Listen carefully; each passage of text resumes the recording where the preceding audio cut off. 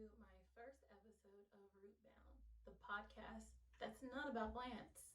If you just saw my introduction, or if you haven't, go back and watch my introduction um, and give it a like, give it a little bit of encouragement, show it a little bit of love.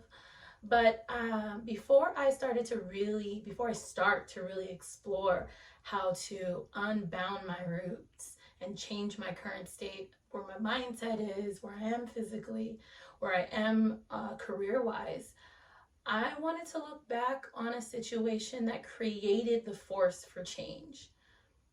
Me being laid off from a job that I worked for 9 years, making six figures. And so I was told that I was being laid off in early June. I've felt that it was coming for years because of changes in the company I was working for. I felt like it was coming. I felt like my department wasn't in the forefront anymore. What we did wasn't a priority anymore. Other things were taking over, which totally makes sense for a lot of companies, and why a lot of companies usually get external people to do what we did. But I don't think we would have made the impact if we were external that we did in such a small time. But I digress.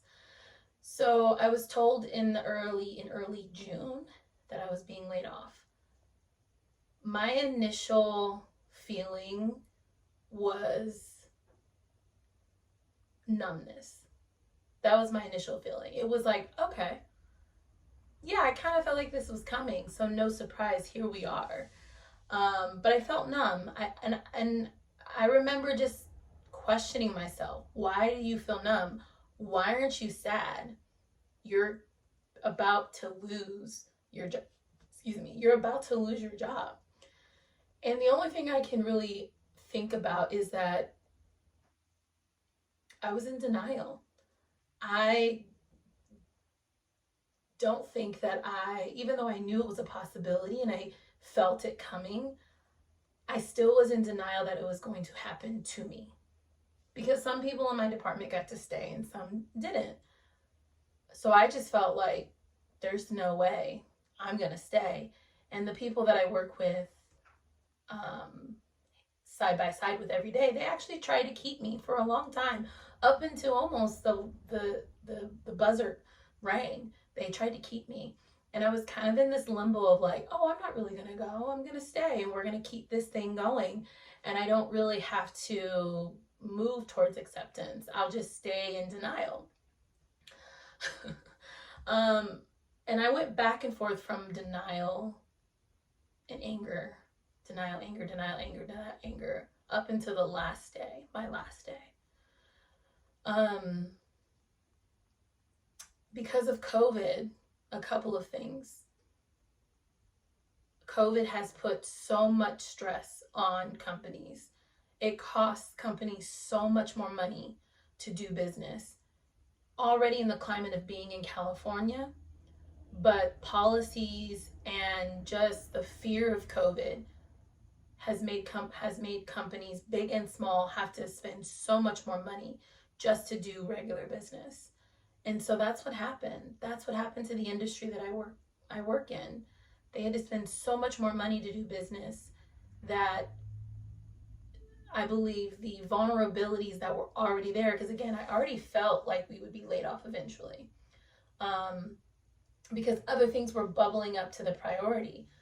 I already felt that we were going to get laid off. I thought maybe we had another couple of years, maybe past COVID. But because of COVID and how much money it was costing to do business in this climate, and the absence of business because of COVID as well, you put those things together and you have a company that really needs to make tough decisions really quickly. And part of that was laying off a lot of people, I being one of them. So I understood the reason. I was still angry, and I was more angry at myself because I felt that it was coming. My gut told me, my spirit told me it was coming, and I didn't do anything to prepare myself. Well, that's not true. I did do a couple of things to prepare myself, and I think that'll be a separate episode. I'll make a note of that to talk about that. How did I prepare myself? Separate episode, because I think a lot of people would be, if they were honest with themselves that were laid off, some people are totally sideswiped and they had no idea it was coming. But some people know it's a slow creep until you get there. And so I think there's a couple of things that I did and a couple of things that I should have did to prepare myself better. But some of the things I did really helped me, have really been beneficial. So I don't know if you guys have seen the model, the Force for Change model, but I'll put it up on the screen, but I have it like a little pictogram, but you can't really see it. But for people that are listening to an audio, it's like a matrix, 4 boxes. The first box is anger. And this is a force for change for if there's a death, if there's moving involved, and now you have to move, or having a baby, any changes that you're having in your life, you're going to go through these. Not in a systematic way, but you're going to touch all of them at some point. That's just the beauty of human existence. And so the first box is anger. Second box, and we're going clockwise. Second box is denial, blaming, and then acceptance. I hit all 4 of those.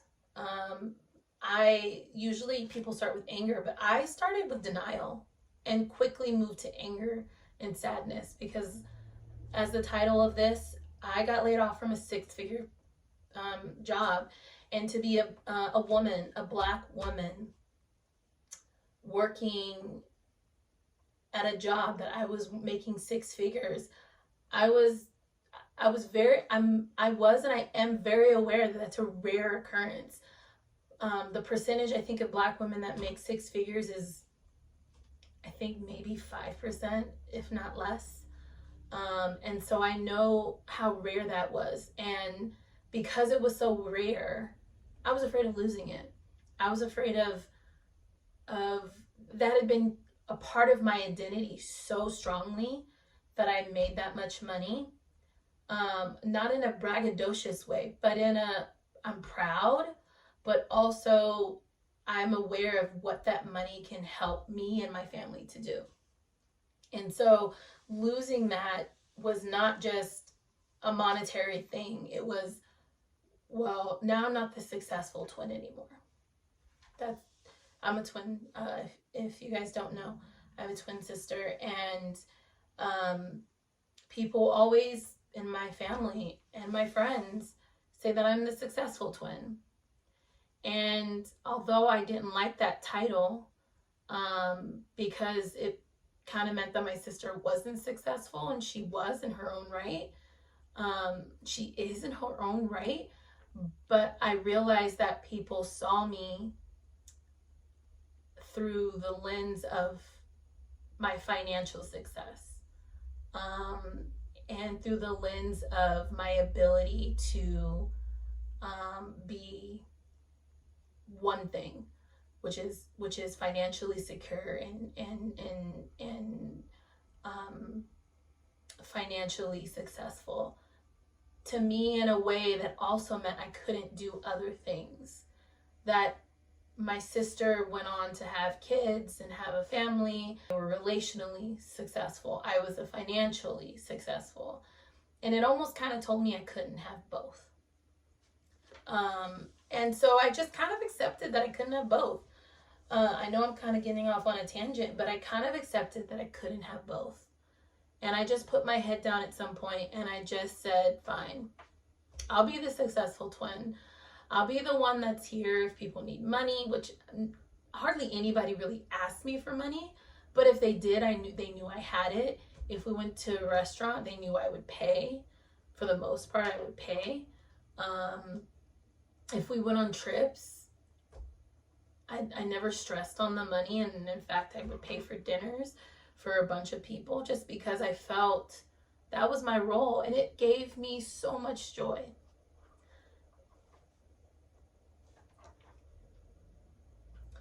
It gave me so much joy to do that, because when I was growing up and I couldn't really contribute to the family, I was just taking. I told myself that one day I would get to a place that I would relieve the burden of people who took care of me as much as I could. In my ideal situation, I would be mega rich, and my mother, my grandmother, my sister, my uncles, my aunts, they would be set up for life. That would be my biggest dream, is to have my whole family. If you want to work, great, but you don't have to, because here's a couple $1 million, do it with it as you may. And I know that's really like utopia. That's probably everybody's dream, or most people's dream, but that would be my dream. And I wasn't making millions. Again, 6 figures, not 7. So it wasn't like I was making buku crazy dollars, but it made me feel like I was. It made me feel like I was getting there. And ever since I got a job at 16, every year my net revenue or salary was going up. So every year, and I remember looking at my taxes, every year since I've worked and especially since I started filing taxes, I've made more money. I've climbed. So I just felt like, wow, this is amazing. So that's where that anger came from. The denial came from, I just didn't think it would happen to me.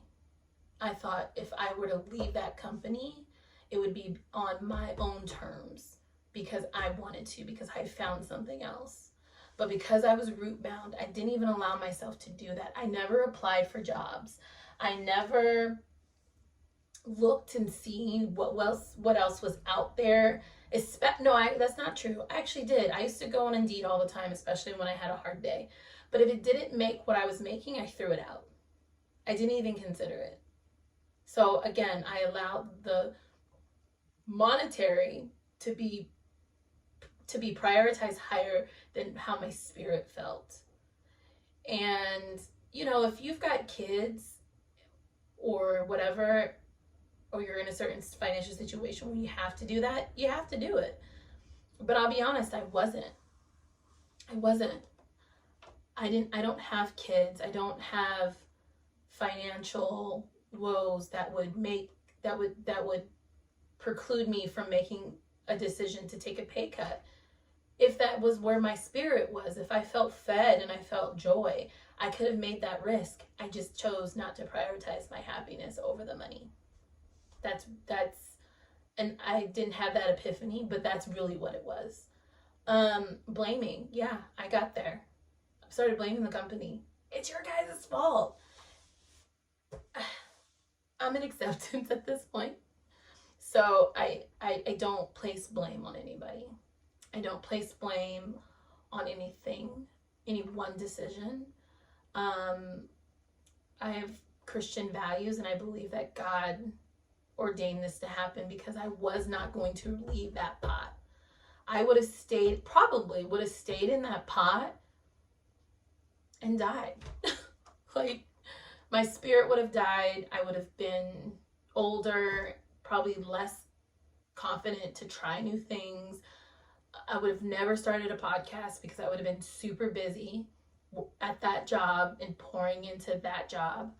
I would have never done a lot of things, because that job took over a lot. They took a lot of my time at certain points, and I let it be the excuse why I didn't do other things. So I've gone through the force of change. Again, anger, denial, blaming, acceptance. I went through all of that. I cried my eyes out to my boyfriend.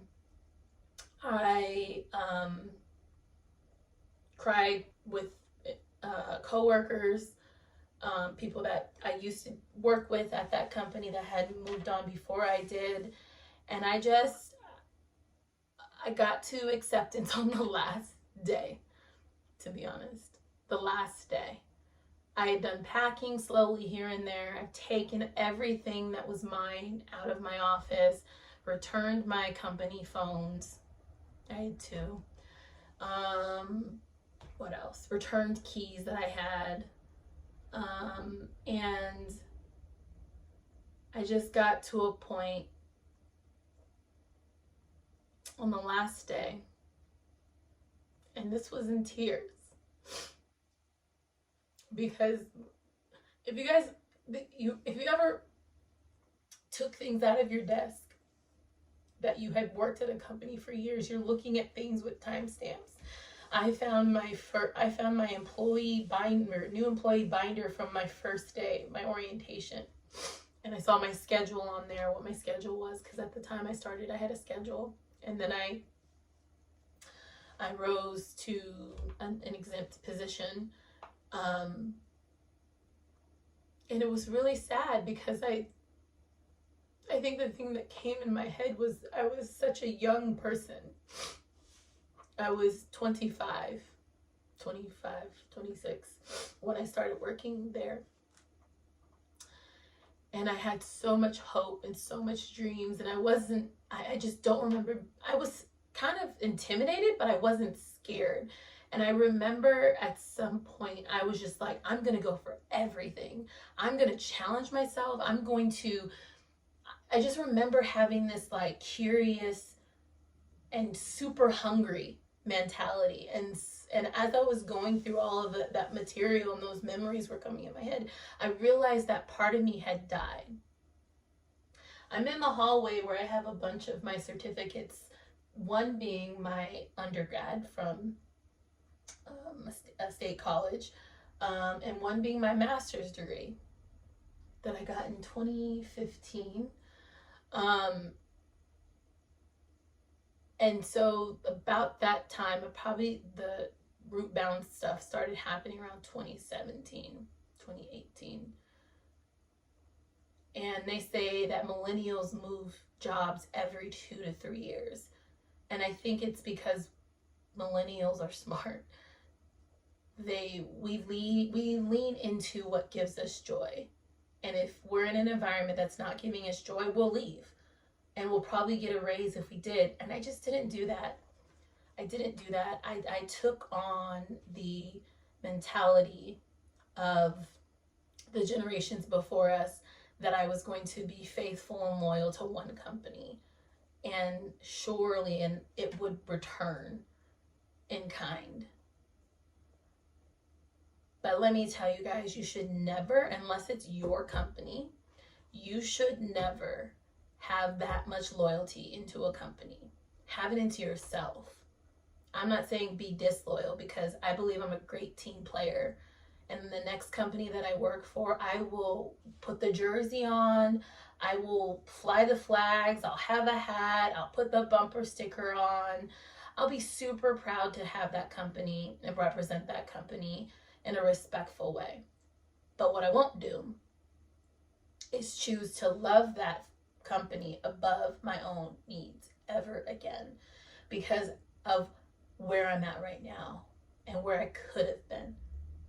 I'll talk about that in the next episode of what I did to prepare versus what I should have did to prepare, because I think that things that I could have done to prepare, I could have been in a different position. Just so you guys know, I'm not in a horrible position. I'm not destitute. I'm not looking at my couch for change. It's not there. It's more about a mindset. It's more about my mindset, and I don't want to slip into depression. I started to feel that way a couple of months after, about a month and a half after I was told I was being laid off. I felt myself slip into a depression, and I didn't like it. I didn't like it. I didn't want to be in a dark cloud. I didn't want the thoughts that were coming to take over me in that mindset. And so I'm fighting against that. And I had to be selfish to do that, guys. I had to be selfish. And maybe that's another episode where I'll talk about choosing me in this process and not choosing others. And I could talk about the others I could have chosen, but I had to choose me. Point blank, period. But I thank you guys for watching my second episode. It's been really therapeutic. It feels really good to talk about it. I'm looking, just timeline wise, like I said, I was told I was laid off in June. My last day was the beginning of August. I'm filming this episode on August 25th. So I have not worked for that company now for 3 weeks or so. Yeah, 3 weeks. So it's still kind of fresh. And so I just thank you guys for watching and being on this journey with me. There'll be more to come in a different outfit, a different day, because I'm tired of crying today. I'm tired of reminiscing. I'm gonna go eat something healthy, and that'll be another topic. But anyway, thank you guys for watching. I hope that this has helped. Leave me a comment, give me some feedback. What can I do better to make this better? Again, when I get this working, there'll be sounds, there'll be better sound quality. I'm shooting for the stars, guys, but I'm starting small. I'm not gonna spend like $6,000 on a podcast studio off the rip. I'm gonna start small and humble, but I'm gonna do it. I'm not gonna wait for it to be perfect. So anyway, thank you guys for watching. Give this podcast a like, a follow, a review, some comments, just to show me your engagement, and again, encourage me, and hopefully I can in exchange encourage you as well. All right, guys, have a good day. Bye-bye.